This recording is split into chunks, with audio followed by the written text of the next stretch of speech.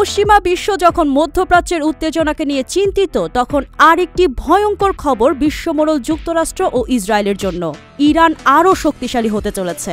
শক্তির এক নতুন সমীকরণ তৈরি করছে ইরান ও রাশিয়া। খামেনি আর পুতিনের হাত এক হলে পশ্চিমাদের দুশ্চিন্তার কোনো শেষ থাকবে না, তা তো বলাই বাহুল্য। এবার ইরান রাশিয়ার তৈরি অত্যাধুনিক যুদ্ধবিমান সুখোই 35 কিনেছে। কিন্তু কেন ইরান এমন একটি সিদ্ধান্ত নিল? এই সিদ্ধান্তের ফলে কি বড় কোনো পরিবর্তন আসবে? রাশিয়া ও ইরান উভয়েরই মধ্যপ্রাচ্যে শক্তি বৃদ্ধি করার লক্ষ্য। ইরান তাদের আঞ্চলিক প্রতিদ্বন্দ্বী ইসরায়েলকে চ্যালেঞ্জ করতে চায়, আর রাশিয়া তাদের সামরিক শক্তি বাড়াতে চায় বিশ্বের বিভিন্ন অঞ্চলে। ইরান যে কোনো সময় সম্ভাব্য যুদ্ধের জন্য প্রস্তুত থাকে। এখন তার সেনাবাহিনীর বহরে যুক্ত হয়েছে অত্যাধুনিক যুদ্ধবিমান। এর মাধ্যমে রাশিয়ার সাথে তার সামরিক সম্পর্ক আরও গভীর হবে। এটা পশ্চিমাদের জন্য নতুন একটি আতঙ্কের জন্ম দিতে পারে। রয়টার্সের প্রতিবেদন অনুযায়ী ইরানের বিপ্লবী গার্ডস বাহিনীর এক শীর্ষ কমান্ডার এই যুদ্ধবিমান কেনার বিষয়টি নিশ্চিত করেছেন। তবে তিনি স্পষ্ট করে বলেননি যে কতটি যুদ্ধবিমান ইরানে পৌঁছেছে বা পৌঁছাবে। তবে এই চুক্তির সাথে এক যুগ গল্প যুক্ত হতে চলেছে, যেখানে ইরান নিজেদের শক্তিকে অনেক বেশি সুসংহত করতে চলেছে।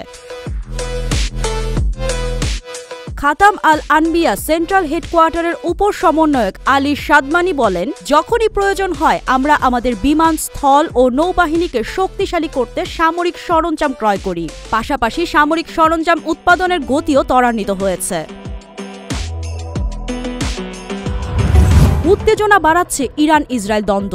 ইরান শুধু রাশিয়ার যুদ্ধবিমানই কেনেনি, তাদের পরিকল্পনা আরও বড়। তারা আঞ্চলিক শক্তি হিসেবে নিজেকে প্রতিষ্ঠিত করতে চাইছে এবং ইসরায়েলকে স্পষ্ট বার্তা দিচ্ছে। ইরানের শীর্ষ কমান্ডার বলেছেন, যদি শত্রুরা বোকামি করে তারা আমাদের ক্ষেপণাস্ত্রের আঘাতের তিক্ত স্বাদ পাবে। এর মানে হলো ইসরায়েল যদি একদম ভুল কিছু করে তাহলে তাদের জন্য কোনো জায়গায় নিরাপদ থাকবে না। এর আগে 2023 সালের নভেম্বর মাসে ইরানের তাসনিম সংবাদ সংস্থা জানিয়েছিল যে তেহরান রুশ যুদ্ধবিমান কেনার ব্যবস্থা চূড়ান্ত করেছে। চলতি মাসের শুরুতে ইরান ও রাশিয়া একটি বিস্তৃত কৌশলগত অংশীদারিত্ব চুক্তি স্বাক্ষর করেছে, যেখানে অস্ত্র স্থানান্তরের কথা উল্লেখ না থাকলেও সামরিক প্রযুক্তিগত সহযোগিতা বৃদ্ধির প্রতিশ্রুতি রয়েছে। ইরানের বিমান বাহিনীর হাতে বর্তমানে কয়েক ডজন আক্রমণাত্মক বিমান রয়েছে, যার মধ্যে রুশ যুদ্ধবিমান ছাড়াও 1979 সালের ইসলামী বিপ্লবের আগে কেনা পুরনো মার্কিন যুদ্ধবিমান অন্তর্ভুক্ত রয়েছে।